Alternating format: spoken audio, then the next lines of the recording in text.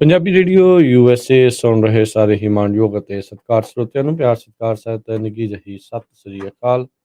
ਸਭ ਨੂੰ ਜੀ ਆਇਆਂ ਨੂੰ ਆਖਦੇ ਹਾਂ। ਸੋ ਪ੍ਰੋਗਰਾਮ ਖਬਰ ਤੇ ਨਜ਼ਰ ਦੇ ਵਿੱਚ ਆਪ ਸਭ ਦਾ ਨਿੱਘਾ ਸਵਾਗਤ ਹੈ। ਮੈਂ ਰਾਜਕਨਵੀਰ ਸਿੰਘ। ਅੱਜ 6 ਅਪ੍ਰੈਲ ਦਿਨ ਹੈਗਾ ਹੈ ਜੀ ਵੀਰਵਾਰ। ਮੇਰੇ ਨਾਲ ਇਸ ਟਾਈਮ ਜੁੜ ਚੁੱਕੇ ਨੇ ਮਿੰਟੂ ਗੁਰੂਸਰੀਆ ਜੀ। ਮਿੰਟੂ ਜੀ ਆਇਆਂ ਨੂੰ ਸਵਾਗਤ ਹੈ। ਸਤਿ ਸ੍ਰੀ ਅਕਾਲ ਜੀ ਸ਼ੁਕਰੀਆ ਸਾਰਿਆਂ ਨੂੰ। ਸਤਿ ਸਾਡੇ ਅੱਜ ਦੇ ਪ੍ਰੋਗਰਾਮ ਖਬਰ ਤੇ ਨਜ਼ਰ ਨੂੰ ਸਪਾਂਸਰ ਕਰਦੇ ਨੇ ਖਾਲਸਾ ਇੰਸ਼ੋਰੈਂਸ ਏਜੰਸੀ, ਜਿਨ੍ਹਾਂ ਦੇ ਕੋਲੋਂ ਤੁਸੀਂ ਹਰ ਇੱਕ ਤਰੀਕੇ ਦੀ ਇੰਸ਼ੋਰੈਂਸ ਕਰਵਾ ਸਕਦੇ ਹੋ। ਇੰਸ਼ੋਰੈਂਸ ਬਾਰੇ ਪਤਾ ਕਰਨ ਲਈ ਕਾਲ ਕਰ ਸਕਦੇ ਹੋ 408-272-2500। ਮੈਡੀਕੇਅਰ ਦੇ ਲਈ ਅਪਲਾਈ ਕਰਨਾ ਹੋਵੇ, ਚੱਲ ਰਹੇ ਮੈਡੀਕੇਅਰ ਦੇ ਵਿੱਚ ਤੁਸੀਂ ਤਬਦੀਲੀਆਂ ਕਰਵਾਉਣੀਆਂ ਚਾਹੁੰਦੇ ਹੋਵੋ, ਵੱਖ-ਵੱਖ ਪਲਾਨਸ ਬਾਰੇ ਜਾਣਕਾਰੀ ਹਾਸਿਲ ਕਰਨੀ ਹੈ ਤਾਂ ਸੰਪਰਕ ਕਰ ਸਕਦੇ ਹੋ 408-272-2500 ਦੇ ਉੱਤੇ। ਟੇਟਕਨ ਇਮੀਗ੍ਰੇਸ਼ਨ ਲਾ ਫਰਮ, ਇਮੀਗ੍ਰੇਸ਼ਨ ਦਾ ਹੋਵੇ ਕਿਸੇ ਵੀ ਤਰੀਕੇ ਦਾ ਕੰਮ, ਕਾਲ ਅਟਾਰਨੀ ਜੇ ਟੇਟਕੀਆਣਾ 415-909-0503। G K Dhanota, Krishan Dhanota, Yuba City, Baljinder Singh Nijjar Woodland, Paramjit Kaur Rangi Vacaville, Harnek Singh Pawla Renton Washington, GN tire and lube, ਜਿਨ੍ਹਾਂ ਦੇ ਕੋਲੋਂ truck wash, oil change, air brake ਦਾ ਕੰਮ ਕਰਵਾ ਸਕਦੇ ਹੋ।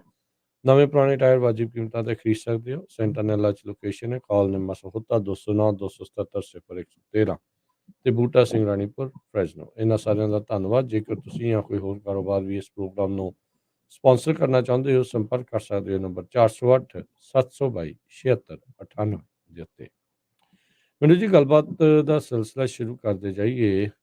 ਖਬਰ ਆ ਰਹੀ ਆ ਵੀ ਜਿਹੜੇ ਅੰਮ੍ਰਿਤਪਾਲ ਸਿੰਘ ਹੋਣਾ ਦੇ ਜਿਹੜੇ ਵਕੀਲ ਆ, ਉਹਨਾਂ ਨੂੰ ਹਾਈ ਕੋਰਟ ਨੇ ਜਿਹੜੀ ਆ ਫਟਕਾਰ ਲਗਾਈ ਆ।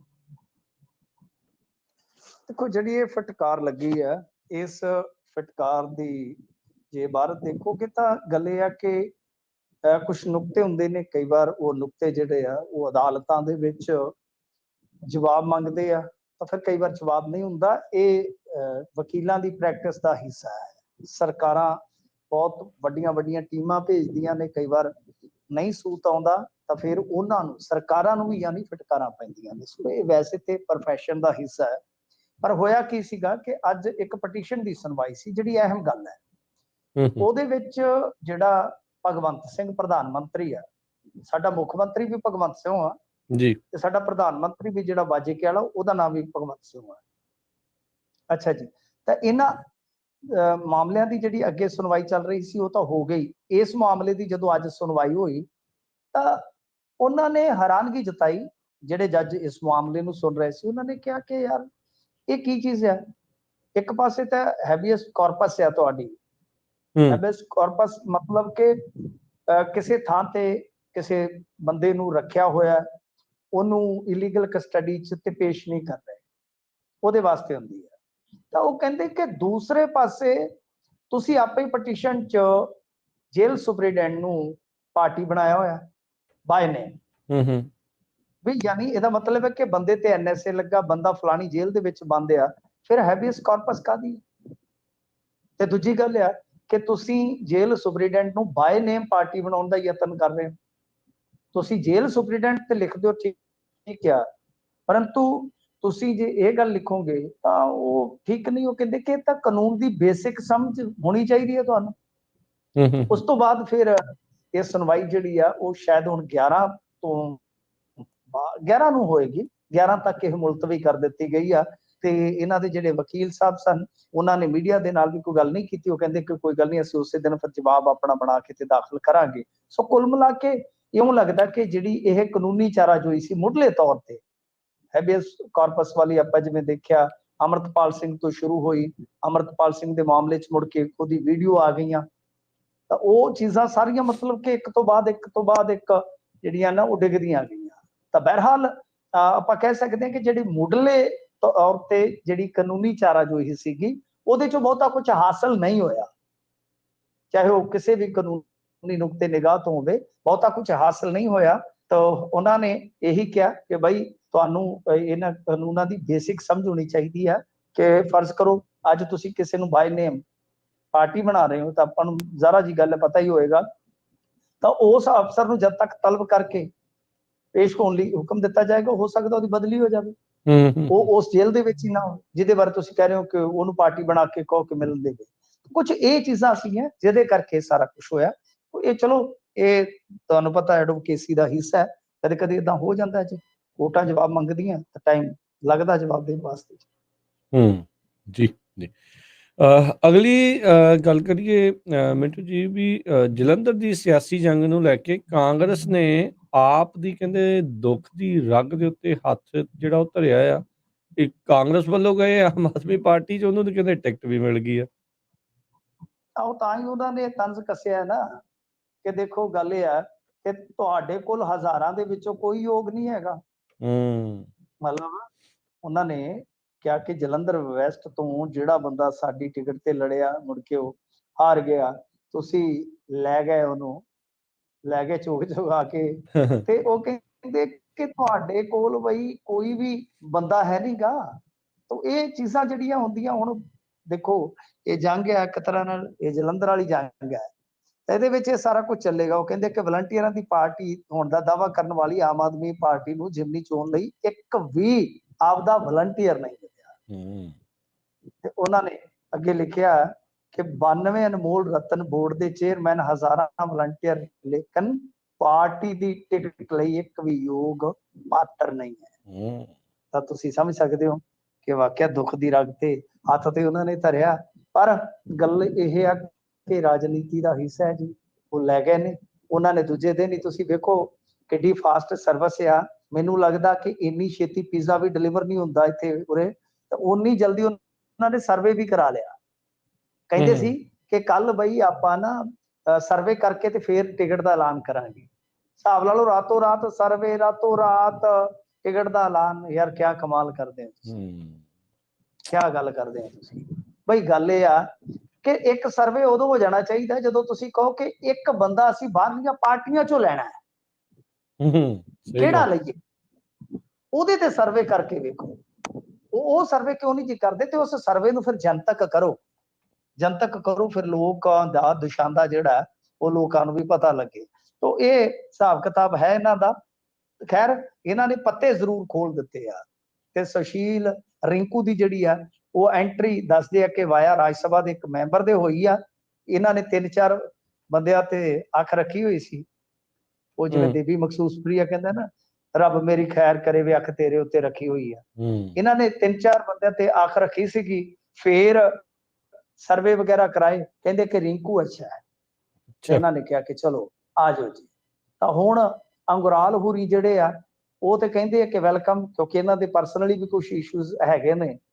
ਇਹ ਤਾਂ ਕਹਿੰਦੇ ਵੈਲਕਮ, ਪਰ ਇਹਨਾਂ ਦੇ ਧੜੇ ਦੇ ਕੁਝ ਬੰਦੇ ਨਾਰਾਜ਼ ਹੋ ਕੇ ਰਾਘਵ ਚੱਡਾ ਤੇ ਜਿਹੜੇ ਅਰਵਿੰਦ ਕੇਜਰੀਵਾਲ ਦੇ ਪੋਸਟਰ ਆ ਉਹ ਅੱਜ ਪਾੜਦੇ ਪੂੜਦੇ ਰਹੇ, ਖਿੱਜੀ ਕੱਢਦੇ ਰਹੇ ਆ ਕਿ ਬਸ ਜਿਹੜੀ ਤੂੰ ਸਾਡੇ ਨਾਲ ਕੀਤੀ ਕਿਸੇ ਨੂੰ ਦੱਸਣ ਜੋਗੇ ਨਹੀਂ। ਉਹ ਮਤਲਬ ਕਿ ਇਸ ਤਰ੍ਹਾਂ ਦਾ ਬਲਾਜ ਜਿਹਾ ਵਿਜ਼ਾਰ ਹੋ ਰਿਹਾ। ਜੀ ਬਿਲਕੁਲ।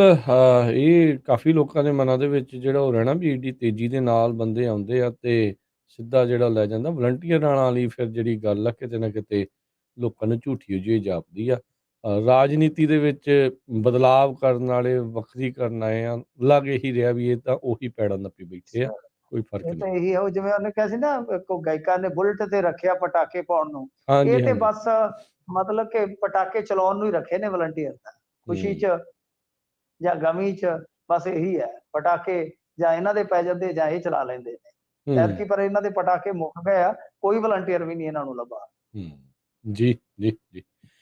ਅਗਲੀ ਆਪਾਂ ਮਿੰਟੂ ਜੀ ਖਬਰ ਤੇ ਨਜ਼ਰ ਮਾਰੀਏ। ਇਕੱਤਰਤਾ ਤੋਂ ਪਹਿਲਾਂ ਏਡੀਜੀਪੀ ਦੀ ਅਗਵਾਈ ਵਿੱਚ ਪੁਲਿਸ ਵੱਲੋਂ ਪੈਦਲ ਮਾਰਚ। ਹਾਂਜੀ ਦੇਖੋ ਕੱਲ ਨੂੰ ਇਕੱਤਰਤਾ ਹੈ ਆ ਨਾ, ਜਿਹੜੀ ਮੀਡੀਆ ਜਥੇਦਾਰ ਵਾਲਿਆਂ ਸਾਹਿਬ ਦੀ। ਨੇ ਸੱਦੀ ਹੈ। ਹਾਂਜੀ ਮੀਡੀਆ ਵਾਲਿਆਂ ਦੀ। ਤੇ ਵੈਸੇ ਉਹ ਇਕੱਤਰਤਾ ਕੱਲ ਨੂੰ ਵੈਸੇ ਵੀ ਜ਼ਬਰਦਸਤ ਹੋ ਜਾਣੀ ਹੈ, ਕਿਉਂਕਿ ਬੈਕਫੁੱਟ ਤੇ ਚਲੇਗੀ ਸਰਕਾਰ। ਗ੍ਰਿਫਤਾਰ ਕੀਤਾ ਪੱਤਰਕਾਰ ਜਿਨ੍ਹਾਂ ਨੂੰ ਰਿਹਾ ਕਰਨਾ ਪਿਆ। ਕੀ ਨਿਕਲਿਆ ਉਹ ਮਾਮਲਾ? ਸ਼ਰਮਿੰਦਗੀ ਵਾਲੀ।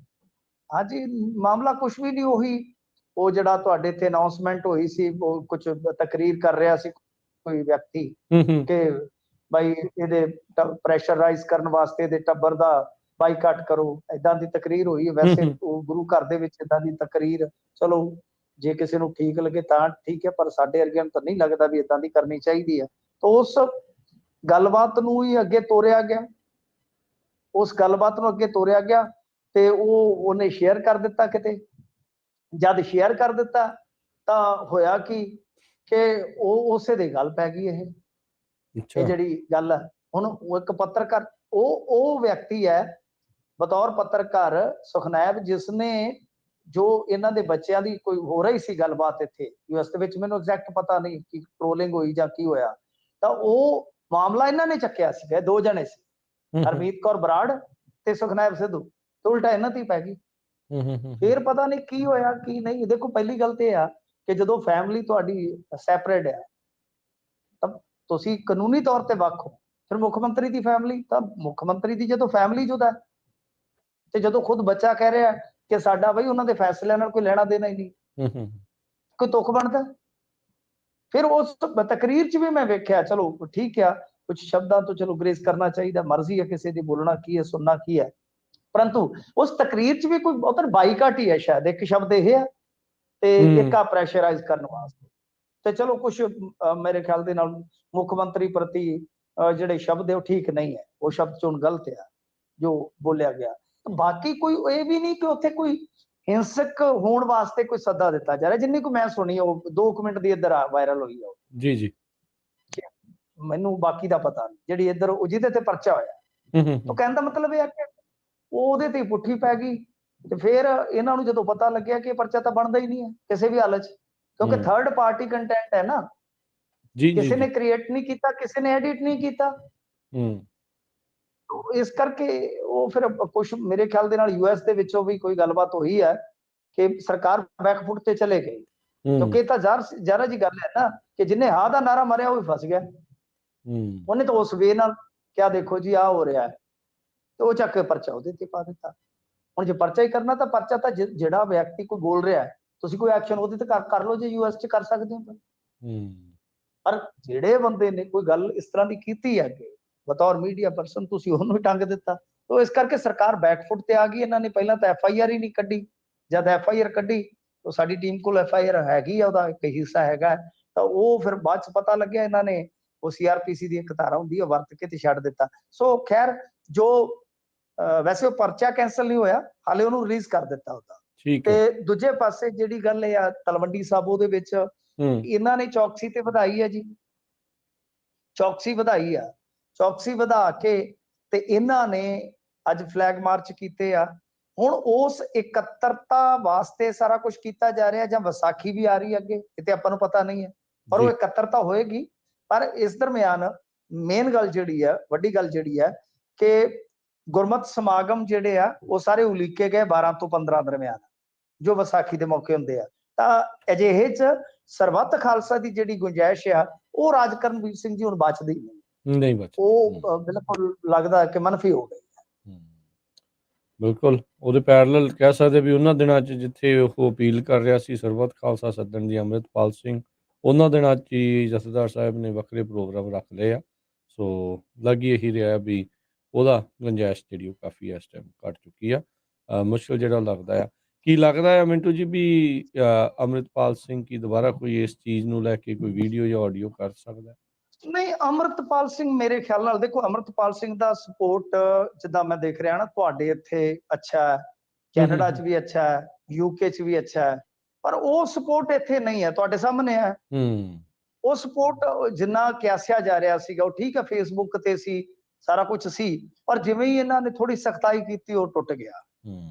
ਤੇ ਦੂਸਰਾ ਹੈ ਕਿ ਬੜੀਆਂ ਜਥੇਬੰਦੀਆਂ ਜਿਹੜੀਆਂ ਸੀਗੀਆਂ ਜਿੱਦਾਂ ਦਿੱਲੀ ਕਮੇਟੀ, ਫਿਰ ਇਸ ਤੋਂ ਇਲਾਵਾ ਦਲ ਖਾਲਸਾ, ਦਲਜੀਤ ਸਿੰਘ ਬਿੱਟੂ ਹੋਰੀ, ਨਰੈਣ ਸਿੰਘ ਚੌੜਾ ਹੋਰੀ, ਖੋਸਾ ਸਾਹਿਬ, ਉਹਨਾਂ ਦਾ ਪੂਰਾ ਨਾਮ ਤੇ ਮੈਨੂੰ ਹੁਣ ਯਾਦ ਨਹੀਂ ਇਸ ਵਕਤ, ਤੇ ਸੁਖਜਿੰਦਰ ਕੁਝ ਜਿਹੜੇ ਹਾਂਜੀ ਸੁਖਜਿੰਦਰ ਸਿੰਘ ਸ਼ਾਇਦ, ਹਾਂਜੀ ਉਹ ਤੇ ਮਤਲਬ ਕਿ ਇਸ ਤਰ੍ਹਾਂ ਬਹੁਤ ਸਾਰੇ ਜਿਹੜੇ ਸੀਗੇ ਨਾ ਉਹ ਖਿਲਾਫਤ ਦੇ ਵਿੱਚ ਆ ਗਏ, ਜਾਂ ਕੁਝ ਹੋਰ ਸਿੱਖ ਬੁੱਧੀਜੀਵੀ ਸੀਗੇ, ਤਾਂ ਮਤਲਬ ਕਿ ਉਹ ਇੱਕ ਸਮਰਥਨ ਜਿਹੜਾ ਜੁਟਣਾ ਸੀਗਾ ਉਹ ਜੁਟਿਆ ਨਹੀਂ ਹੈ।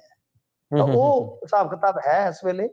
ਤਾਂ ਦੂਸਰੀ ਗੱਲ ਇਹ ਆ ਕਿ ਹੁਣ ਉਸ ਤੋਂ ਬਾਅਦ ਫਿਰ ਅੰਮ੍ਰਿਤਪਾਲ ਸਿੰਘ ਨੇ ਵੀ ਕੋਈ ਗੱਲਬਾਤ ਕੀਤੀ ਨਹੀਂ, ਇਸ ਕਰਕੇ ਮੈਨੂੰ ਲੱਗਦਾ ਕਿ ਜਥੇਦਾਰ ਸਾਹਿਬ ਨੇ ਦੇਖ ਲਿਆ ਕਿ ਸ਼ਾਇਦ ਸਰਬੱਤ ਖਾਲਸਾ ਸਾਨੂੰ ਨਹੀਂ ਸੱਦਣਾ ਚਾਹੀਦਾ, ਤੇ ਸਾਰਿਆਂ ਨੇ ਇਹੀ ਕਿਹਾ ਸੀਗਾ ਕਿ ਜਿਹੜਾ ਵੀ ਫੈਸਲਾ ਤੁਸੀਂ ਕਰੋਗੇ ਮਨਜ਼ੂਰ ਹੈ।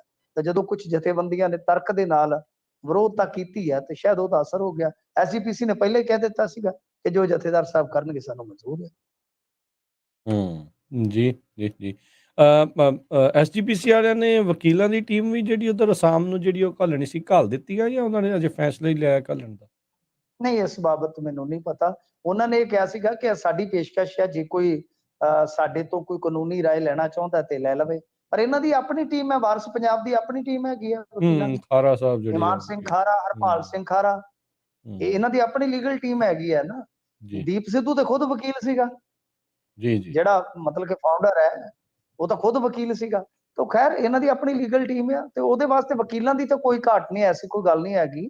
ਪਰੰਤੂ ਇਹਨਾਂ ਦੀ ਜਿਹੜੀ ਸੀ ਉਹ ਪੇਸ਼ਕਸ਼ ਸੀ ਕਿ ਜੇ ਕਿਸੇ ਨੂੰ ਚਾਹੀਦਾ ਵਕੀਲ ਤੇ ਸਾਡੀ ਟੀਮ ਹਾਜ਼ਰ ਹੈ।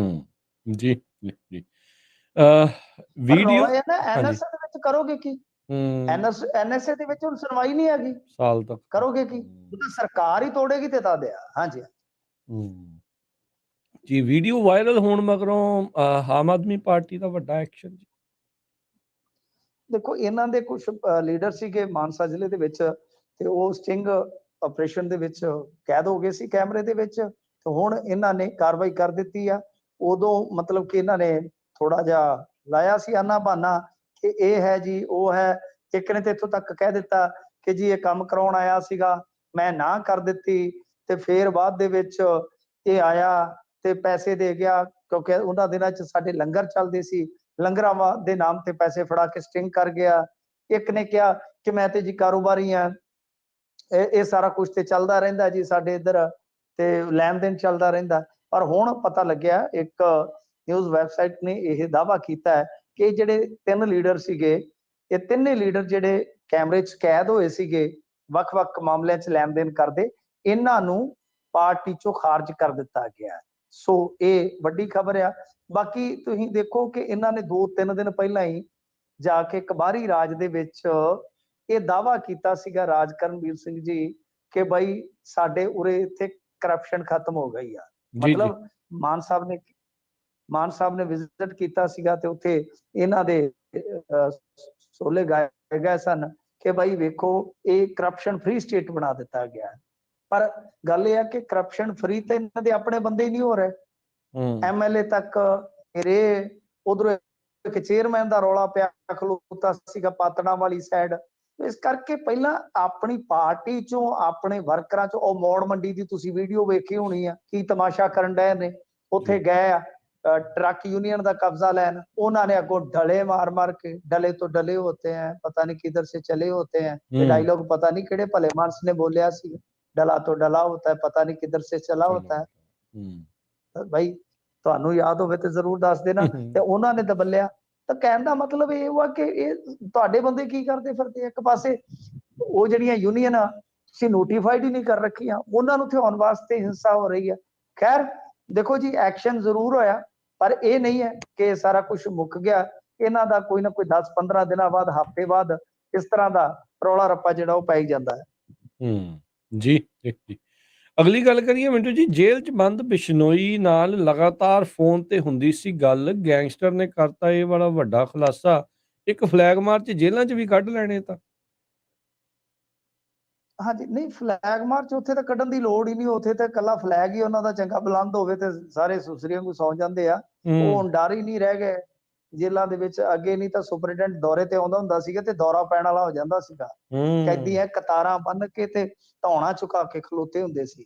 ਕੋਈ ਵਿਰਲਾ ਵਾਂਝਾ ਹੁੰਦਾ ਸੀ ਜਿਹੜਾ ਕੋਈ ਗਾਲਾਂ ਕੱਢਦਾ ਜਾਂ ਵਿਹਰਿਆ ਹੁੰਦਾ ਸੀਗਾ, ਹਜ਼ਾਰਾਂ ਚੋਂ ਇੱਕ। ਬਾਕੀ ਸਾਰੇ ਐਨ ਬਰਫ਼ 'ਚ ਲੱਗੇ ਹੁੰਦੇ ਸੀ। ਹੁਣ ਡਰ ਹੀ ਨਹੀਂ। ਹੁਣ ਤੇ ਸੁਪਰਡੈਂਟ ਆਪ ਡਰਦਾ ਅੰਦਰ ਨਹੀਂ ਜਾਂਦਾ ਛੇਤੀ ਕਿਤੇ, ਮੈਨੂੰ ਲੱਗਦਾ ਕਿਤੇ ਕੋਈ ਗਾਲੀ ਨਾ ਪੈ ਜਾਏ, ਕੋਈ ਵੱਟਾ ਹੀ ਨਾ ਮਾਰ ਦੇਵੇ। ਖੈਰ ਦੇਖੋ, ਗੱਲ ਕੀ ਹੈ ਕਿ ਇਹਨਾਂ ਨੇ ਮੈਕਸੀਕੋ ਤੋਂ ਪਿਛਲੇ ਦਿਨ ਹੀ ਇੱਕ ਦੀਪਕ ਬਾਕਸਰ ਨਾਂ ਦਾ ਗੈਂਗਸਟਰ ਜਿਹੜਾ ਸੀਗਾ ਉਹ ਫੜਿਆ ਸੀ FBI ਦੀ ਸ਼ਾਇਦ ਇਮਦਾਦ ਦੇ ਨਾਲ। ਹਾਂਜੀ, ਤੇ ਉਹਨੂੰ ਇਹਨਾਂ ਨੇ ਇਧਰ ਲਿਆਂਦਾ ਹੈ। ਤਾਂ ਹੁਣ ਇਹ ਦਾਅਵਾ ਕੀਤਾ ਜਾ ਰਿਹਾ, ਦੇਖੋ ਇਹ ਮੀਡੀਆ 'ਚ ਖਬਰਾਂ ਆਉਂਦੀਆਂ ਨੇ ਜਿਹੜੀਆਂ ਦਿੱਲੀ ਤੋਂ ਰਿਪੋਰਟਾਂ ਛਪਦੀਆਂ ਨੇ ਕਿ ਬਈ ਜਿਹੜਾ ਦਲੀਪ ਬਾਕਸਰ ਸੀਗਾ, ਦੀਪਕ ਬਾਕਸਰ ਸੀਗਾ, ਇਹ ਗੋਲਡੀ ਬਰਾੜ ਦੇ ਸੰਪਰਕ ਸੀ ਤੇ ਯੋਜਨਾ ਇਹਨਾਂ ਦੀ ਇਹੋ ਸੀ ਕਿ ਅਮਰੀਕਾ ਦੇ ਵਿੱਚ ਨਿਕਲਿਆ ਜਾਵੇ ਤੇ ਉਸ ਤੋਂ ਬਾਅਦ ਫਿਰ ਉੱਥੇ ਹੀ ਕੰਮ ਧੰਦਾ ਸੈੱਟ ਕੀਤਾ ਜਾਵੇ। ਤੁਹਾਨੂੰ ਪਤਾ ਹੀ ਹੈ ਨਾ, ਅੱਜ ਕੱਲ ਇਹ ਵੀ ਕ੍ਰਿਮੀਨਲ ਬੰਦੇ ਦਾ ਹੁੰਦਾ ਕਿ ਦਵਾ ਦਾ ਬਾਹਰ ਨੂੰ ਨਿਕਲ ਜਾਏਗੀ ਅਮਰੀਕਾ, ਕੈਨੇਡਾ 'ਚ ਤੇ ਕਿਤੇ, ਫਿਰ ਉੱਥੇ ਕਿਹੜਾ ਆਪਾਂ ਮਤਲਬ ਕਿ ਕੁਝ ਕਰਨਾ ਤੇ ਸਾਰਾ ਕੁਝ ਇੱਧਰ ਚੱਲੀ ਜਾਏਗਾ।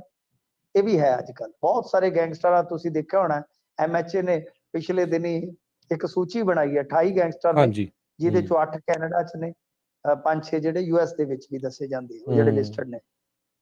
ਇਹ ਦਾਅਵਾ ਕੀਤਾ ਜਾ ਰਿਹਾ ਇਹ ਕਹਿੰਦਾ ਜੀ ਕਿ ਮੇਰੀ ਗੱਲ ਹੁੰਦੀ ਸੀ ਹੁਣ ਦਾਅਵੇ ਦੇ ਮੁਤਾਬਕ ਆਪਾਂ ਤੇ ਕਿਹੜਾ ਕੋਲ ਸੀਗੇ ਪਰ ਮੈਨੂੰ ਸਮਝ ਨਹੀਂ ਆਈ ਕੱਲ ਤੇ ਇਹਨੂੰ ਲੈ ਕੇ ਆਏ ਨੇ ਮੈਕਸੀਕੋ ਤੋਂ ਕੀ ਇਹਨੇ ਸਾਰੀਆਂ ਗੱਲਾਂ ਜਹਾਜ਼ ਦੇ ਵਿੱਚ ਹੀ ਦੱਸਤੀਆਂ ਇਹਨਾਂ ਨੂੰ ਆਉਂਦਿਆਂ ਕਿ ਹਾਂ ਆਹ ਹੁੰਦਾ ਜੀ ਆਹ ਹੁੰਦਾ ਜੀ ਆਹ ਹੁੰਦਾ ਸੀ। ਤਾਂ ਖੈਰ ਦੇਖੋ ਗੱਲ ਕੀ ਆ ਇਹ ਤੇ ਸਾਫ਼ ਹੀ ਹੈ ਸਪਸ਼ਟ ਹੀ ਆ ਕਿ ਗੱਲਾਂ ਹੁੰਦੀਆਂ ਨੇ ਤੇ ਗੱਲਾਂ ਗੂੜੀਆਂ ਹੁੰਦੀਆਂ ਨੇ ਪਰ ਉਹ ਗੱਲਾਂ ਰੁਕਣਗੀਆਂ ਕਿਵੇਂ ਗੱਲ ਤੇ ਇਹ ਆ ਨਾ ਗੱਲਾਂ ਹੁੰਦੀਆਂ ਨੇ ਗੱਲਾਂ ਕਿਹੋ ਜਿਹੀਆਂ ਹੁੰਦੀਆਂ ਸਭ ਨੂੰ ਪਤਾ ਹੈ ਉੱਥੇ ਤੇ ਇੰਟਰਵਿਊਜ਼ ਹੋਈ ਜਾਂਦੀਆਂ ਇਹ ਕੋਈ ਸ਼ੱਕ ਸ਼ੁਬਾ ਤੇ ਹੈ ਨਹੀਂਗਾ ਪਰ ਰੌਲਾ ਤੇ ਇਹ ਕਿ ਇਹ ਗੱਲਾਂ ਖਤਮ ਕਿਉਂ ਨਹੀਂ ਹੁੰਦੀਆਂ ਮਸਲਾ ਤੇ ਇਸ ਗੱਲ ਦਾ ਕਿ ਤਿਹਾੜ ਦੇ ਵਿੱਚ ਵੀ ਇਹੋ ਹਾਲ ਆ ਪੰਜਾਬ ਦੇ ਵਿੱਚ ਵੀ ਇਹੋ ਹਾਲ ਆ ਇਸ ਕਰਕੇ ਇਹ ਜਿਹੜੀਆਂ ਗੱਲਾਂ ਬਾਤਾਂ ਨੇ ਭਾਈ ਇਹ ਤਾਂ ਸਾਹਮਣੇ ਜੇ ਆਉਂਦੀਆਂ ਤੇ ਸ਼ਰਮਨਾਕ ਹੈ ਸਾਡੇ ਸਿਸਟਮ ਵਾਸਤੇ ਕਿ ਭਾਈ ਘੱਟੋ ਘੱਟ ਇਹਨਾਂ ਨੂੰ ਤੁਸੀਂ ਕਿਸੇ ਨਾ ਕਿਸੇ ਤਰੀਕੇ ਨਾਲ ਰੋਕੋ ਤੇ ਸਹੀ। ਜੀ ਜੀ ਜੀ ਅਗਲੀ ਮਿੰਟੋ ਜੀ ਗੱਲ ਕਰੀਏ ਝੂਠੇ ਮੁਕਾਬਲਿਆਂ ਦੇ ਨਾਲ ਸੰਬੰਧਿਤ ਤਾਂ ਪੁਲਿਸ ਨੇ ਕਹਿੰਦੇ ਉਸ ਦੌਰ ਦੇ ਵਿੱਚ ਆਰਮੀ ਵਾਲੇ ਵੀ ਨਾ ਬਖਸ਼ੇ। ਹਾਂਜੀ ਦੇਖੋ ਇਹ ਨਾ ਇੱਕ CBI ਅਦਾਲਤ ਨੇ ਕੱਲ ਫੈਸਲਾ ਸੁਣਾਇਆ ਹੈ ਤੇ ਇਸ ਕੇਸ ਦੇ ਵਿੱਚ ਉਸ ਵੇਲੇ ਦੇ ਗੋਇੰਦਵਾਲ ਸਾਹਿਬ ਦੇ ਤਤਕਾਲੀ SHO ਸੁਰਿੰਦਰਪਾਲ ਨੂੰ 10 ਸਾਲ ਦੀ ਕੈਦ ਸੁਣਾਈ ਹੈ ਤੇ 2 ਲੱਖ ਰੁਪਏ ਦੇ ਜੁਰਮਾਨੇ ਦੀ ਸਜ਼ਾ ਹੈ। ਤੇ ਦੇਖੋ ਇਹ ਤਾਂ ਆਪਾਂ ਨੂੰ ਪਤਾ ਹੈ ਕਿ ਇਹਨਾਂ ਨੇ ਬਹੁਤ ਸਾਰੇ ਬੰਦੇ ਖਪਾ ਦਿੱਤੇ ਲਾਸ਼ਾਂ ਹੀ ਨਹੀਂ ਮਿਲੀਆਂ। ਹੁਣ ਜਿਹੜੀ ਸਜ਼ਾ ਹੁੰਦੀ ਆ ਉਹ ਹੁੰਦੀ ਆ ਲਾਪਤਾ ਕਰਨ ਦੀ ਜਾਂ ਚੁੱਕਣ ਦੀ ਉਸ ਤੋਂ ਬਾਅਦ ਲਾਸ਼ ਹੀ ਨਹੀਂ ਰਿਕਵਰ ਹੋਈ ਨਹੀਂ ਤਾਂ ਸਜ਼ਾਵਾਂ ਤੇ ਸ਼ਾਇਦ ਹੋ ਸਕਦਾ ਸੀ ਇਹ ਕੋਠੀ ਲੱਗਦੇ ਜਾਂ ਉਮਰ ਕੈਦਾਂ ਹੁੰਦੀਆਂ ਪਰ ਹੋਣੀਆਂ ਚਾਹੀਦੀਆਂ ਸੀਗੀਆਂ ਪਰ ਇਹਨਾਂ ਨੇ ਉਹ ਤੁਸੀਂ ਦੇਖਿਆ ਹੋਣਾ ਕਿ ਕਿਵੇਂ ਇੱਕ ਉਹਨੇ ਦੱਸਿਆ ਸੀ ਕਿ ਮੇਰੇ ਸਾਹਮਣੇ ਉਹ ਮੁੰਡਾ 16 ਸਾਲਾਂ ਦਾ ਮਾਰ ਕੇ ਤੇ ਚੀਰ ਕੇ ਵਿਚਾਲਿਓ ਪੇਟ ਚੀਰ ਕੇ ਆਂਦਰਾ ਕੱਢ ਕੇ ਤੇ ਮਤਲਬ ਕਿ ਪਾਣੀ ਭਰ ਜਾਵੇ ਲਾਸ਼ ਵੀ ਨਾ ਉੱਤੇ ਆਵੇ ਉਸ ਤੋਂ ਬਾਅਦ ਕਹਿੰਦਾ ਮੇਰੀ ਜ਼ਮੀਰ ਮੰਨੀ ਨਹੀਂ ਪਤਾ ਨਹੀਂ ਕਿਹੜਾ ਸੀਗਾ ਮੈਂ ਇੱਕ ਵੀਡੀਓ 'ਚ ਦੇਖਿਆ ਸੀਗਾ ਉਹ ਪੁਲਿਸ 'ਚ ਸੀਗਾ ਪਹਿਲਾਂ ਤੇ ਖੈਰ ਇਹ ਜਿਹੜੀ ਇਹਨਾਂ ਨੇ ਵਾਰਦਾਤ ਅੰਜਾਮ ਦਿੱਤੀ ਇਹਦੇ ਵਿੱਚ ਇਹ ਦੱਸਿਆ ਗਿਆ ਕਿ ਸਾਬਕਾ ਫੌਜੀ ਸੀ ਅਫਸਰ ਪਿਆਰਾ ਸਿੰਘ ਉਸਦਾ ਪੁੱਤ ਹਰਫੂਲ ਸਿੰਘ ਤੇ ਭਤੀਜਾ ਗੁਰਦੀਪ ਸਿੰਘ ਤੇ ਇੱਕ ਕੋਈ ਰਿਸ਼ਤੇਦਾਰ ਸੀ ਸਵਰਨ ਸਿੰਘ ਇਹਨਾਂ ਨੂੰ ਘਰੋਂ ਚੁੱਕਿਆ ਗਿਆ ਸੀਗਾ ਤੇ ਚੁੱਕ ਕੇ ਇਹਨਾਂ ਨੇ ਲਾਪਤਾ ਕਰ ਦਿੱਤਾ ਮਤਲਬ ਕਿ ਲਾਪਤਾ ਤਾਂ ਹੁਣ ਇਹ ਇੱਕ ਕਹਿ ਲਓ ਕਿ ਕਾਨੂੰਨੀ ਸ਼ਬਦਾਵਲੀ ਦਾ ਹਿੱਸਾ ਹੈ ਲਾਪਤਾ ਕਰ ਦਿੱਤਾ ਤੇ ਇਸ ਮਾਮਲੇ ਦੇ ਵਿੱਚ ਜਿਹੜਾ ਨਾਮਜ਼ਦ ਸੇਵਾ ਮੁਕਤ ਹੈ SSP ਸੀ ਭੁਪਿੰਦਰਜੀਤ ਵਿਰਕ ਇੱਕ ਹੋਰ ਸੀਗਾ ਸ਼ਾਇਦ ਰਾਮਨਾਥ SMO ਸੀਗਾ ਜਾਂ SSO ਸੀ ਇੱਕ ਥਾਣੇਦਾਰ ਹੋਰ ਸੀ ਨਾਜਰ ਸਿੰਘ ਇਹਨਾਂ ਨੂੰ ਬਰੀ ਕਰ ਦਿੱਤਾ ਸੀਗਾ ਤੇ ਸੁਰਿੰਦਰਪਾਲ ਜਿਹੜਾ ਹੈ ਇਹ ਤੁਸੀਂ ਸ਼ਾਇਦ ਜਾਣਦੇ ਹੋਵੋਗੇ ਇਹ ਦੋਸ਼ੀ ਹੈ ਜਿਹੜਾ ਜਸਵੰਤ ਸਿੰਘ ਖਾਲੜਾ ਕੇਸ ਵਿੱਚ ਪਿਛਲੇ 18 ਸਾਲਾਂ ਤੋਂ ਵੱਖ-ਵੱਖ ਮਾਮਲਿਆਂ 'ਚ ਪਹਿਲਾਂ ਹੀ ਸਜ਼ਾ ਭੁਗਤ ਰਿਹਾ ਹੈ।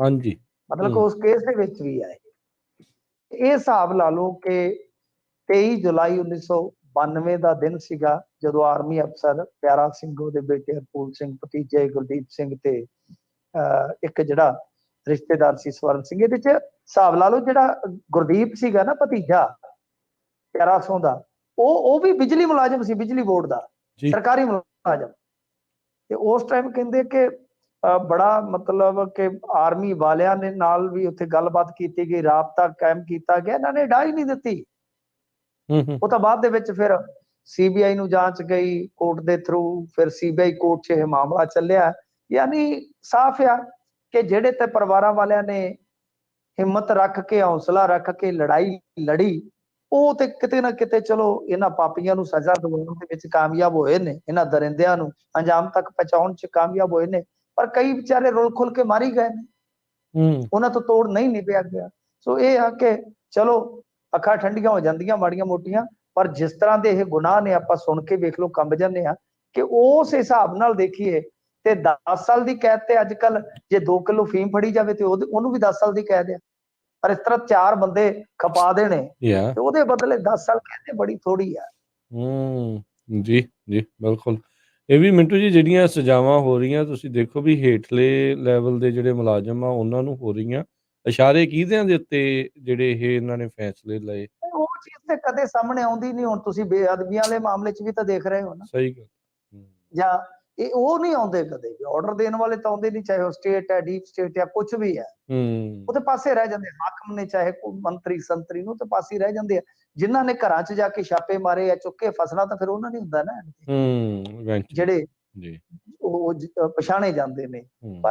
ਪਰ ਇੱਕ ਚੀਜ਼ ਮੈਂ ਕਹੂੰਗਾ ਸੁਖਦ ਹੈ ਕਿ ਜਿੰਨੇ ਇਹ ਕੇਸ ਫੈਸਲਿਆਂ ਤੇ ਪਹੁੰਚੇ ਨੇ ਤੇ ਇਹਦੇ ਵਿੱਚ ਮਤਲਬ ਕਿ ਸਜ਼ਾਵਾਂ ਹੋ ਰਹੀਆਂ, ਇਹ ਇੱਕ ਤਰ੍ਹਾਂ ਨਾਲ ਆਪਾਂ ਤੇ ਚਲੋ ਚਲੇ ਜਾਣਾ, ਆਉਣ ਵਾਲੀਆਂ ਪੀੜ੍ਹੀਆਂ ਵਾਸਤੇ ਇੱਕ ਡਾਕੂਮੈਂਟਡ ਚੀਜ਼ ਹੋ ਜਾਏਗੀ। ਇਹ ਦਸਤਾਵੇਜ਼ੀ ਚੀਜ਼ ਹੋ ਜਾਏਗੀ ਕਿ ਵਾਕਿਆ ਅਦਾਲਤਾਂ ਨੇ ਮੋਹਰ ਲਾਈ, ਕਿਸ ਤਰ੍ਹਾਂ ਹੋਇਆ ਸੀ। ਨਹੀਂ ਤੇ ਅੱਜ ਰਵਨੀਤ ਬਿੱਟੂ ਵਰਗੇ ਤਾਂ ਮੰਨਦੇ ਹੀ ਨਹੀਂ। ਦੇਖੋ ਬਿਲਕੁਲ ਸਹੀ ਗੱਲ। ਜੀ ਜੀ ਜੀ ਮਿੰਟੂ ਜੀ, ਅਗਲੀ ਗੱਲ ਕਰ ਲਈਏ। ਕਹਿੰਦੇ ਕਾਂਗਰਸੀ ਆਗੂ ਐਂਟਨੀ ਦਾ ਮੁੰਡਾ ਭਾਜਪਾ ਦੇ ਬੇੜੇ ਚੜਿਆ ਆ। ਸ਼ੁਰੂਆਤ ਮੈਨੂੰ ਲੱਗਦਾ ਰਿੰਕੂ ਟਿੰਕੂ ਤੋਂ ਹੋਈ ਸੀ, ਹੁਣ ਐਂਟਨੀ ਦੇ ਮੁੰਡੇ ਤੱਕ ਪਹੁੰਚੀ। ਹਾਂਜੀ, ਦੇਖੋ ਇਹੀ ਹੈ ਕਿ ਚੜਦਾ ਚੜਦਾ ਰੰਗ ਚੜ ਜਾਂਦਾ। ਇਹ ਜਦੋਂ BBC ਵਾਲਾ ਚੱਲਿਆ ਸੀਗਾ ਨਾ ਵਿਵਾਦ, ਉਦੋਂ ਹੀ ਇਹਨੇ ਹੱਕ ਦੇ ਵਿੱਚ ਇਹਨਾਂ ਦੇ, ਮੈਨੂੰ ਹਾਸਾ ਆ ਗਿਆ, ਉਦੋਂ ਹੀ ਪਤਾ ਲੱਗ ਗਿਆ ਸੀਗਾ। ਇਹਨੇ ਕਿਹਾ ਸੀਗਾ ਕਿ BBC ਹੈ ਜਿਹੜਾ, ਉਹਦਾ ਇਤਿਹਾਸ ਆ ਕਿ ਉਹ ਭਾਰਤ ਦੇ ਪ੍ਰਤੀ ਹਮੇਸ਼ਾ ਪਹਿਲਾਂ ਹੀ ਮਤਲਬ ਕਿ ਇੱਕ ਰਾਏ ਬਣਾ ਕੇ ਚੱਲਦਾ ਹੈ। ਇਸ ਤਰ੍ਹਾਂ ਦਾ ਇੱਕ ਟਵੀਟ ਸੀ ਜਿਹਦਾ ਪੰਜਾਬੀ ਚ ਮੈਂ ਲੱਥਾ ਕੀਤਾ ਕਿ BBC का इतिहास भारत के प्रति पूर्वग्रह कर रहा है। ਤੇ ਜਦੋਂ ਇਹ ਟਵੀਟ ਆਇਆ ਸੀਗਾ, ਲੋਕਾਂ ਨੂੰ ਉਦੋਂ ਹੀ ਪਤਾ ਲੱਗ ਗਿਆ ਸੀਗਾ ਕਿ ਐਂਟਨੀ ਦਾ ਸ਼ੋਰਾ ਤਾਂ ਗਿਆ। ਇਹ ਤਾਂ ਗਿਆ, ਜਿਹੜਾ ਠਾਕਰ ਤੋਂ ਗਿਓ ਵਾਇਆ, ਇਹ ਤਾਂ ਗਿਆ। ਸੋ ਉਹੀ ਹੈ, ਪਰ ਇਹ ਨਹੀਂ ਸੀ ਪਤਾ ਕਿ ਚੰਦ ਗਿਣਵੇਂ ਦਿਨ ਹੀ ਚੜਾ ਜਾਣਾ ਹੈ। ਸੋ ਇਹ ਐਂਟਨੀ ਦਾ ਮੁੰਡਾ ਅੱਜ ਭਾਜਪਾ ਚ ਸ਼ਾਮਲ ਹੋ ਗਿਆ। ਇਹ ਸਾਰਾ ਮਸਲਾ ਕੀ ਹੈ ਕਿ ਦੇਖੋ, ਮੈਂ ਤੇ ਇੱਥੋਂ ਤੱਕ ਅੰਦਾਜ਼ਾ ਲਾਈ ਬੈਠਾ ਸੀ ਕਿ ਸ਼ਸ਼ੀ ਥਰੂਰ ਨੂੰ ਪੁੱਟਣ ਦਾ ਯਤਨ ਕਰਨਗੇ ਕੇਰਲ ਦੇ ਵਿੱਚ, ਕਿਉਂਕਿ ਇਹਨਾਂ ਦਾ ਮੁੱਖ ਟਾਰਗੇਟ ਜਿਹੜਾ ਉਹ ਸਾਊਥ ਤੇ ਨਾਰਥ ਹੈ। ਹੁਣ ਹਾਂਜੀ ਠੀਕ ਹੈ, ਇਸ ਤੋਂ ਬਾਅਦ ਸਾਊਥ ਤੇ ਨਾਰਥ, ਬਾਕੀ ਤੇ ਲੈ ਲਿਆ ਤਕਰੀਬਨ।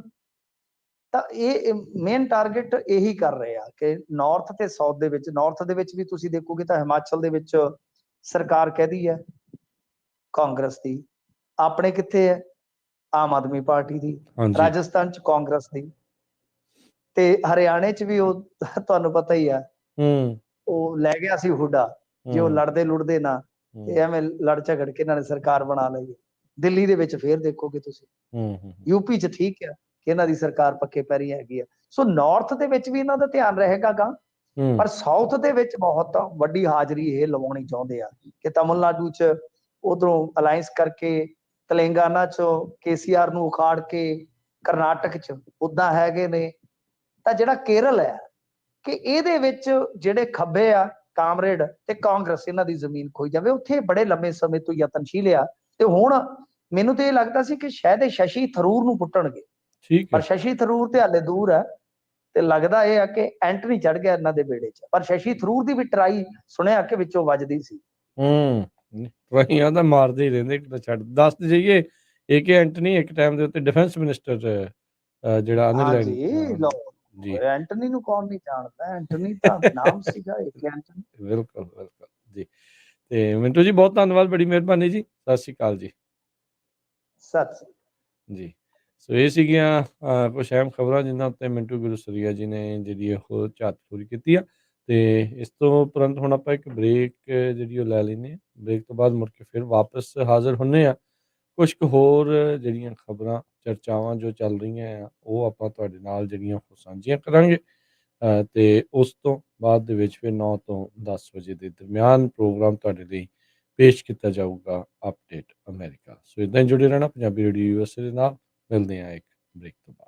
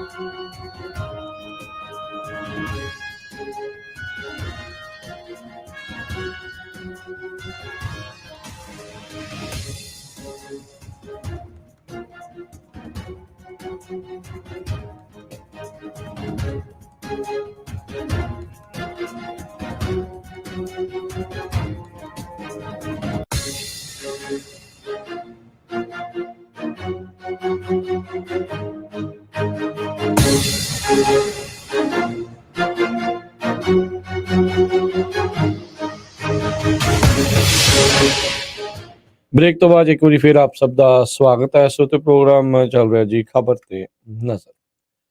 ਅਗਲੀਆਂ ਕੁਝ ਖਬਰਾਂ ਦੇ ਉੱਤੇ ਨਜ਼ਰ ਮਾਰਦੇ ਜਾਈਏ।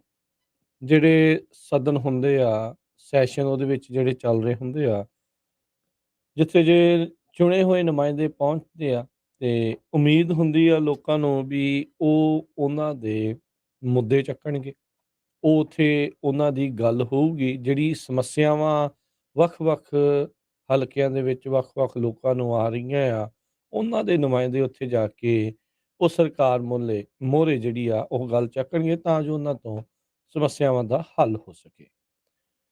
ਪਰ ਅੱਜ ਬਜਟ ਸੈਸ਼ਨ ਦਾ ਅਖੀਰਲਾ ਕਹਿ ਸਕਦੇ ਹਾਂ ਵੀ ਦਿਨ ਸੀਗਾ।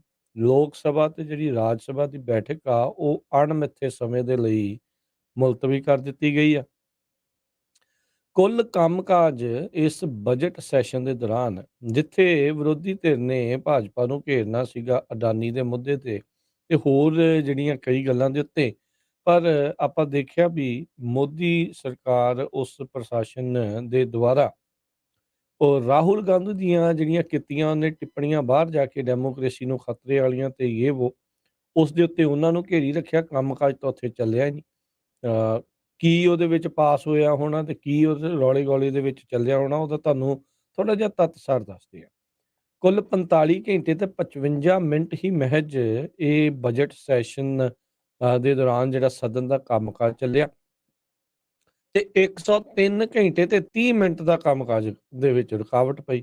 ਹੁਣ ਤੁਸੀਂ ਆਪ ਹਿਸਾਬ ਲਾ ਲਓ ਵੀ ਉੱਥੇ ਜਿਹੜੇ ਲੋਕਾਂ ਨੂੰ ਤੁਸੀਂ ਵੋਟਾਂ ਪਾ ਕੇ ਜਿਤਾ ਕੇ ਜਿਹੜਾ ਉਹਨਾਂ ਨੂੰ ਘੱਲਿਆ ਆ, ਤਾਂ ਉੱਥੇ ਕਰ ਕੀ ਰਹੇ ਆ। 249ਵਾਂ ਜਿਹੜਾ ਇਹ ਸੈਸ਼ਨ ਸੀਗਾ, 259ਵਾਂ ਜਿਹੜਾ ਇਹ ਸੈਸ਼ਨ ਸੀਗਾ ਤੇ ਇਹ ਰਾਜ ਸਭਾ ਦਾ ਜਿਹੜਾ ਸੈਸ਼ਨ ਆ ਇਹ ਅਣਮਿੱਥੇ ਸਮੇਂ ਦੇ ਲਈ ਦੋਨੋਂ ਜਿਹੜੇ ਸੈਸ਼ਨ ਆ ਉਹ ਕਰ ਦਿੱਤੇ ਗਏ, ਮੁਲਤਵੀ ਕਰ ਦਿੱਤੇ ਗਏ ਆ। ਸਾਂਝੀ ਜਿਹੜੀ ਆ ਸੰਸਦੀ ਕਮੇਟੀ, ਜਿਹਨੂੰ JCP ਆਖਦੇ ਆ, ਉਹ ਬਣਾਉਣ ਦੀ ਮੰਗ ਉੱਠਦੀ ਰਹੀ, ਉਹ ਉਠਾਉਂਦੇ ਰਹੇ।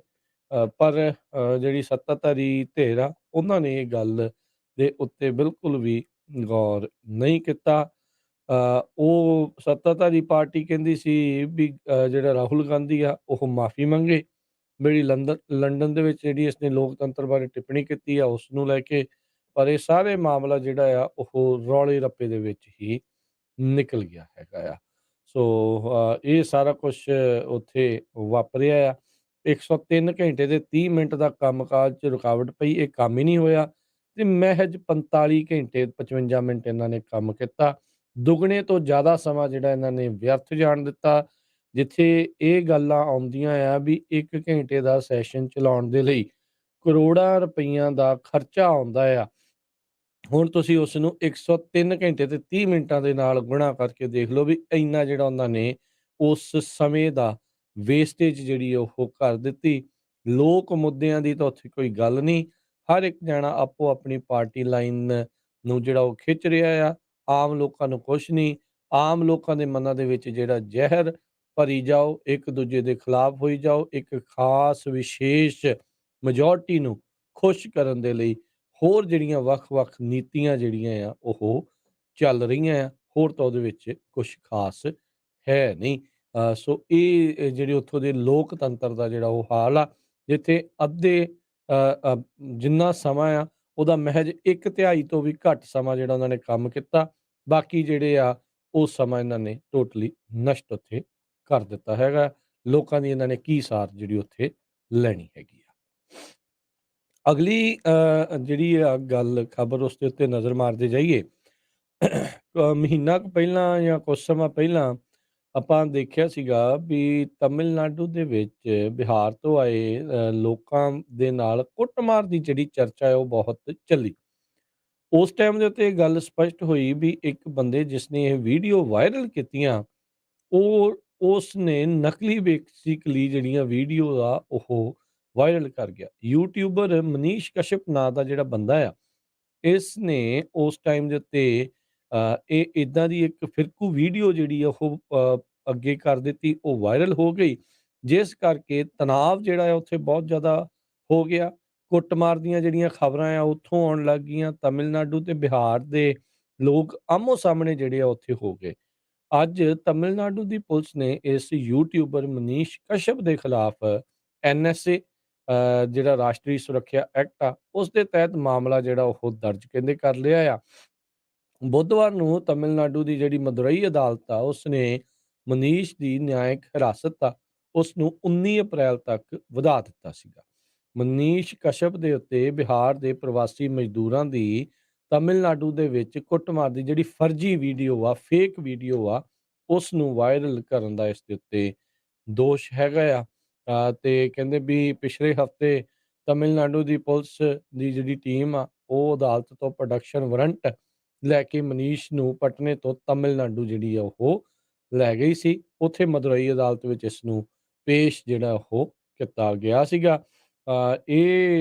ਦੇਖੋ ਕਿਸ ਤਰੀਕੇ ਦੇ ਨਾਲ ਜਿਹੜੇ ਕੁਛ ਲੋਕ ਆ, ਉਹ ਬਗੈਰ ਤੱਥਾਂ ਦੀ ਜਿਹੜੀ ਉਹ ਜਾਂਚ ਕੀਤੇ ਇੱਦਾਂ ਦੀਆਂ ਜਿਹੜੀਆਂ ਵੀਡੀਓਜ਼ ਆ ਉਹਨਾਂ ਨੂੰ ਅੱਗੇ ਵਾਇਰਲ ਕਰ ਦਿੰਦੇ ਆ, ਤੇ ਵਾਇਰਲ ਹੋਣ ਤੋਂ ਬਾਅਦ ਦੇ ਵਿੱਚ ਉੱਥੇ ਦੇ ਹਾਲਾਤ ਕਈ ਵਾਰੀ ਬੜੇ ਭੈੜੇ ਜਿਹੜੇ ਉਹ ਬਣ ਜਾਂਦੇ ਆ।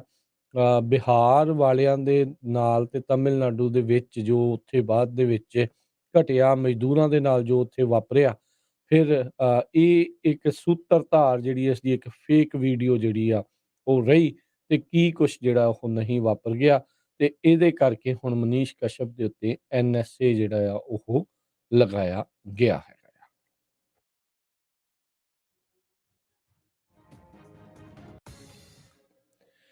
ਅਗਲੀ ਜਿਹੜੀ ਗੱਲ ਕਰਦੇ ਜਾਈਏ, ਸਤਿੰਦਰ ਜੈਨ ਇਹ ਨਾਮ ਤੋਂ ਸਾਰੇ ਜਣੇ ਵਾਕਿਫ ਹੋਣੇ ਆ।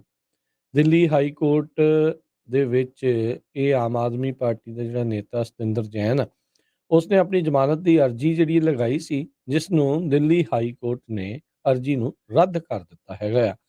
ਮਨੀ ਲਾਂਡਰਿੰਗ ਦੇ ਮਾਮਲੇ ਦੇ ਵਿੱਚ ਆਮ ਆਦਮੀ ਪਾਰਟੀ ਦਾ ਜਿਹੜਾ ਇਹ ਨੇਤਾ ਆ, ਉਸ ਦੀ ਪਟੀਸ਼ਨ ਨੂੰ ਅੱਜ ਰੱਦ ਕਰ ਦਿੱਤੀ ਆ।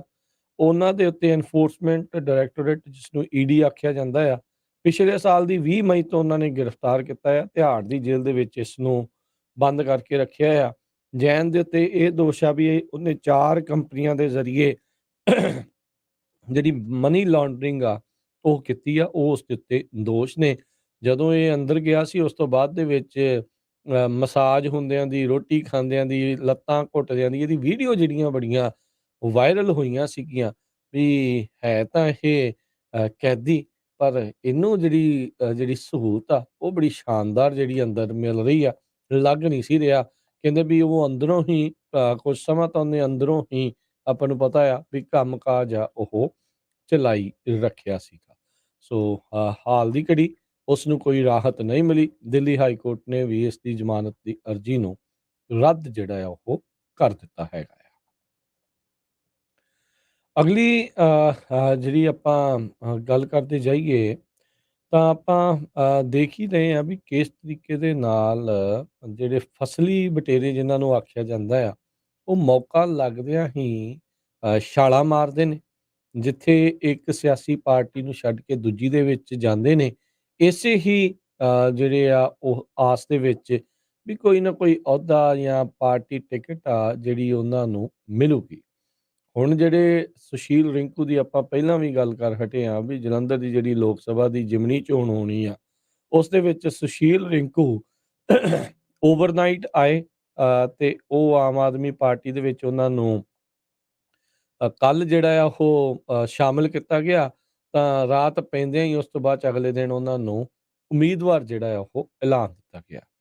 ਇੱਥੇ ਆਮ ਆਦਮੀ ਪਾਰਟੀ ਜੋ ਕਿ ਇਹ ਗੱਲਾਂ ਕਹਿਣ ਦੇ ਵਿੱਚ ਕਦੀ ਵੀ ਪਿੱਛੇ ਨਹੀਂ ਹਟੀ ਵੀ ਅਸੀਂ ਵਲੰਟੀਅਰਾਂ ਦੀ ਜਿਹੜੀ ਆ ਉਹ ਪਾਰਟੀ ਆ। ਅਸੀਂ ਜਿਹੜੇ ਜੀ ਆਮ ਲੋਕਾਂ ਨੂੰ ਇੱਥੇ ਤੱਕ ਲੈ ਕੇ ਆਏ ਆ। ਪਰ ਉਹਨਾਂ ਨੇ ਲੋਕ ਸਭਾ ਦੀ ਜਿਹੜੀ ਜ਼ਿਮਨੀ ਚੋਣ ਦੇ ਲਈ ਆਪਣਾ ਉਮੀਦਵਾਰ ਰਾਤੋਂ ਰਾਤ ਆਏ ਜਿਹੜੇ ਕਾਂਗਰਸੀ ਸਾਬਕਾ ਕਾਂਗਰਸੀ ਵਿਧਾਇਕ ਸੁਸ਼ੀਲ ਕੁਮਾਰ ਰਿੰਕੂ ਨੂੰ ਜਿਹੜਾ ਆ ਉਹ ਬਣਾ ਦਿੱਤਾ ਹੈਗਾ ਆ। ਭਗਵੰਤ ਮਾਨ ਉਹਨਾਂ ਨੇ ਜਿਹੜੀਆਂ ਸ਼ੁਭ ਕਾਮਨਾਵਾਂ ਤਾਂ ਜਿਹੜੀਆਂ ਉਹ ਦਿੱਤੀਆਂ ਆ, ਪਰ ਇੱਥੇ ਜਿਹੜੇ ਵਲੰਟੀਅਰ ਹੁੰਦੇ ਆ ਕਿਸੇ ਪਾਰਟੀ ਦੇ ਜਾਂ ਜਿਹੜੇ ਕੰਮ ਕਰ ਰਹੇ ਹੁੰਦੇ ਆ, ਹੁਣ ਜਿਹੜਾ ਜਲੰਧਰ ਦੇ ਵਿੱਚ ਮੁੱਖ ਕੰਮ ਕਰ ਰਿਹਾ ਹੋਊਗਾ ਉਹਦਾ ਤਾਂ ਦਿਲ ਟੁੱਟਦਾ ਹੀ ਆ ਵੀ ਉਹਨੇ ਤਾਂ ਕਹਿਣਾ ਹੀ ਆ ਵੀ ਭਾਈ ਮੈਨੂੰ ਤਾਂ ਇਹਨਾਂ ਨੇ ਕੁਛ ਨਹੀਂ ਆ, ਬਸ ਦਰੀਆਂ ਚੱਕਣ ਵਾਲਾ ਹੀ ਇੱਕ ਹਿਸਾਬ ਦੇ ਨਾਲ ਰੱਖਿਆ, ਕਿਉਂਕਿ ਇਹ ਖੁਦ ਹੀ ਕਹਿੰਦੇ ਰਹੇ ਆ ਵੀ ਦਰੀਆਂ ਚੱਕਣ ਵਾਲਿਆਂ ਨੂੰ ਵੀ ਜਿਹੜੀਆਂ ਅਸੀਂ ਇਸ ਤਰੀਕੇ ਦੇ ਨਾਲ ਸੀਟਾਂ ਜਿਹੜੀਆਂ ਉਹ ਦੇਵਾਂਗੇ। ਪਰ ਹੁਣ ਰਿੰਕੂ ਨੂੰ ਸੀਟ ਦੇ ਕੇ ਕਿਤੇ ਨਾ ਕਿਤੇ ਲੋਕਾਂ ਦੇ ਮਨਾਂ ਦੇ ਵਿੱਚ ਇਹ ਜਿਹੜੇ ਸਵਾਲ ਮੁੜ ਜਿਹੜੇ ਉਹ ਆਉਂਦੇ ਨੇ ਵੀ ਭਾਈ ਕੀ ਅਸਲ ਦੇ ਵਿੱਚ ਇਹ ਉਸ ਗੱਲਾਂ ਦੇ ਉੱਤੇ ਖਰੇ ਵੀ ਜਿਹੜੇ ਉਹ ਉਤਰਦੇ ਆ ਜਾਂ ਨਹੀਂ। ਆਪਾਂ ਨੂੰ ਵੀ ਪਤਾ ਆ, ਸਾਰੇ ਜਾਣੇ ਇਸ ਚੀਜ਼ ਤੋਂ ਭਲੀ ਭਾਂਤੀ ਵਾਕਿਫ ਨੇ ਵੀ ਪੰਜਾਬ ਦੀਆਂ ਹੋਈਆਂ ਚੋਣਾਂ ਦੇ ਵਿੱਚ ਵਿਧਾਨ ਸਭਾ ਦੀਆਂ ਚੋਣਾਂ ਦੇ ਵਿੱਚ 60 ਤੋਂ ਵੱਧ ਜਿਹੜੇ ਆ ਦੂਜੀਆਂ ਪਾਰਟੀਆਂ ਤੋਂ ਲੋਕ ਆ ਉਹ ਉਮੀਦਵਾਰ ਜਿਹੜੇ ਆ ਇਹਨਾਂ ਨੇ ਲਏ ਸੀਗੇ, ਜਿਹੜੀਆਂ ਵੱਖ-ਵੱਖ ਪਾਰਟੀਆਂ ਦੇ ਵਿੱਚੋਂ ਆਏ ਸੀਗੇ। ਕੱਲ੍ਹ ਵੀ ਆਪਾਂ ਇਹੀ ਗੱਲ ਕਰਦੇ ਸੀ ਵੀ ਜਦੋਂ ਤੋਂ ਦੂਜੀ ਪਾਰਟੀ ਦੇ ਵਿੱਚ ਹੁੰਦੇ ਆ ਉਦੋਂ ਤੱਕ ਤਾਂ ਭ੍ਰਿਸ਼ਟਾਚਾਰੀ ਹੋ ਜਾਂਦੇ ਆ। ਜਦੋਂ ਜਿਹੜੀ ਵੀ ਪਾਰਟੀ ਦੇ ਵਿੱਚ ਐਂਟਰ ਕਰ ਜਾਂਦਾ ਆ, ਉਹਨਾਂ ਦੀ ਛਤਰੀ ਤੇ ਆ ਕੇ ਬਹਿ ਜਾਂਦਾ ਆ, ਉਹ ਨਾਲ ਦੇ ਨਾਲ ਜਿਹੜਾ ਉਹ ਦੁੱਧ ਧੋਤਾ ਹੋ ਜਾਂਦਾ ਆ। ਸੋ ਹੁਣ ਦੇਖੋ ਵੀ ਆਮ ਆਦਮੀ ਪਾਰਟੀ ਦਾ ਇਸ ਲੋਕ ਸਭਾ ਦੀ ਜਿਹੜੀ ਜ਼ਿਮਨੀ ਚੋਣ ਦੇ ਵਿੱਚ ਕਿੱਦਾਂ ਦਾ ਕੰਮਕਾਜ ਜਿਹੜਾ ਉਹ ਰਹੂਗਾ। ਮਾਮਲਾ ਜਿਹੜਾ ਆਪਾਂ ਕਹਿ ਸਕਦੇ ਹਾਂ ਵੀ ਮਸਲਾ ਇਹਨਾਂ ਦੇ ਲਈ ਇਲੈਕਸ਼ਨ ਨੂੰ ਜਿਹੜਾ ਜਿੱਤਣਾ ਇੱਕ ਇੱਜ਼ਤ ਦਾ ਜਿਹੜਾ ਸਵਾਲ ਬਣਿਆ ਆ। ਸੰਗਰੂਰ ਦੀ ਜ਼ਿਮਨੀ ਚੋਣ ਆਲਰੇਡੀ ਜਿਹੜੀ ਉਹ ਹਾਰ ਚੁੱਕੇ ਆ, ਜਿੱਥੇ ਸਿਮਰਨਜੀਤ ਸਿੰਘ ਮਾਨ ਹੋਣਾ ਦੀ ਜਿੱਤ ਹੋਈ ਸੀ, ਤੇ ਹੁਣ ਇੱਥੇ ਇਹ ਦੇਖਣਾ ਹੋਊਗਾ ਵੀ ਕੀ ਆਮ ਆਦਮੀ ਪਾਰਟੀ ਸੱਤਾ ਦੇ ਵਿੱਚ ਰਹਿੰਦੇ ਹੋਏ ਕਿ ਦੂਸਰੀ ਜ਼ਿਮਨੀ ਚੋਣ ਵੀ ਹਾਰਦੀ ਆ ਜਾਂ ਇਸ ਵਾਰ ਜਿੱਤਣ 'ਚ ਕਾਮਯਾਬ ਜਿਹੜੇ ਉਹ ਰਹਿੰਦੇ ਆ। ਪਰ ਇਹ ਜਿਹੜਾ ਮਸਲਾ ਛਾਲਾਂ ਮਾਰਨੀਆਂ, ਟਪੂਸੀਆਂ ਮਾਰਨੀਆਂ ਤੇ ਦੂਜੇ ਪਾਸੇ ਜਾ ਕੇ ਸੀਟਾਂ ਜਿਹੜੀਆਂ ਉਹ ਹਾਸਲ ਕਰਨੀਆਂ, ਲੋਕਾਂ ਨੂੰ ਵੀ ਭਾਈ ਇਹ ਦੇਖਣ ਵਾਲੀ ਲੋੜ ਆ ਵੀ ਭਾਈ ਜੀ ਇੱਕ ਪਾਸੇ ਦਾਲ ਨਹੀਂ ਗਲਦੀ ਤੇ ਦੂਜੇ ਪਾਸੇ ਜਾ ਕੇ ਜਦੋਂ ਦਾਲ ਗਲਾਉਂਦੇ ਆ ਤਾਂ ਕੀ ਆ। ਸਿਆਸਤਦਾਨ ਤਾਂ ਇਦਾਂ ਹੀ ਆ, ਉਹਨਾਂ ਨੇ ਤਾਂ ਸਿਰਫ ਤੇ ਸਿਰਫ ਆਪਣਾ ਮਫਾਦ ਜਿਹੜਾ ਉਹ ਦੇਖਣਾ ਆ। ਕੀ ਐਕਚੁਅਲ ਦੇ ਵਿੱਚ ਇਹ ਲੋਕਾਂ ਦੀ ਗੱਲ ਵੀ ਜਿਹੜੀ ਉਹ ਕਰਨਗੇ, ਜਾਂ ਫਿਰ ਜਿੱਦਾਂ ਆਪਾਂ ਤੁਹਾਨੂੰ ਸਦਨ ਦਾ ਦੱਸਿਆ ਵੀ 103 ਘੰਟੇ ਤੋਂ ਵੱਧ ਦਾ ਵਕਤ ਜਿਹੜਾ ਉਹਨਾਂ ਨੇ ਉੱਥੇ ਜ਼ਾਇਆ ਕੀਤਾ ਸੀ। ਇਹੀ ਕੁਛ ਨਹੀਂ ਤਾਂ ਅਜਿਹੇ ਲੋਕਾਂ ਨੇ ਉੱਥੇ ਜਾ ਕੇ ਕਰਨਾ ਹੁੰਦਾ ਆ। ਸੋ ਲੈਟਸ ਸੀ ਕੀ ਜਿਹੜਾ ਇਹ ਇੱਥੇ ਜਿਹੜਾ ਉਹ ਬਣਦਾ ਆ। ਪਰ ਸੀਜ਼ਨ ਜਦੋਂ ਵੀ ਇਲੈਕਸ਼ਨਾਂ ਦਾ ਹੁੰਦਾ ਆ, ਇੱਦਾਂ ਹੀ ਕਬੂਤਰ ਜਿਹੜੇ ਆ ਉਹ ਵੱਖ-ਵੱਖ ਛਤਰੀਆਂ ਤੋਂ ਉੱਡ ਕੇ ਦੂਜੀਆਂ ਛਤਰੀਆਂ ਤੇ ਜਾ ਕੇ ਬਹਿਣ ਦੀ ਕਵਾਇਦ ਜਿਹੜੀ ਉਹ ਚੱਲਦੀ ਹੀ ਰਹਿੰਦੀ ਆ। ਐਂਟਨੀ ਦੀ ਹੁਣੇ ਆਪਾਂ ਗੱਲ ਕਰਕੇ ਹਟੇ ਸੀ ਵੀ ਉਹਦਾ ਮੁੰਡਾ ਵੀ ਜਿਹੜਾ ਭਾਜਪਾ 'ਚ ਸ਼ਾਮਲ ਹੋ ਗਿਆ ਆ। ਪਾਰਟੀਆਂ ਦਾ ਜ਼ੋਰ ਅੱਜ ਕੱਲ੍ਹ ਦੂਜਿਆਂ ਦੇ ਵਿੱਚੋਂ ਲੋਕਾਂ ਨੂੰ ਪੱਟ ਕੇ ਆਪਣੇ 'ਚ ਲਿਆਉਣ ਦੇ ਉੱਤੇ ਇੱਦਾਂ ਲੱਗਦਾ ਵੀ ਜ਼ਿਆਦਾ ਲੱਗਾ ਆ, ਲੋਕਾਂ ਦੀ ਗੱਲ ਕਰਨ ਦੇ ਵਿੱਚ ਘੱਟ ਜਿਹੜਾ ਆ ਉਹ ਚੀਜ਼ ਨਜ਼ਰ ਆ ਰਹੀ ਹੈਗੀ ਆ। ਸਮਾਂ ਆਪਣੇ ਪ੍ਰੋਗਰਾਮ ਦਾ ਹੁਣ ਇੱਥੇ ਹੀ ਖਬਰ ਤੇ ਨਜ਼ਰ ਦਾ ਸਮਾਪਤ ਹੈ। ਮਿਲਾਂਗੇ ਤੁਹਾਨੂੰ ਸਾਰਿਆਂ ਨੂੰ ਜਿਹੜਾ ਹੁਣ ਅਗਲੀ ਵਾਰ।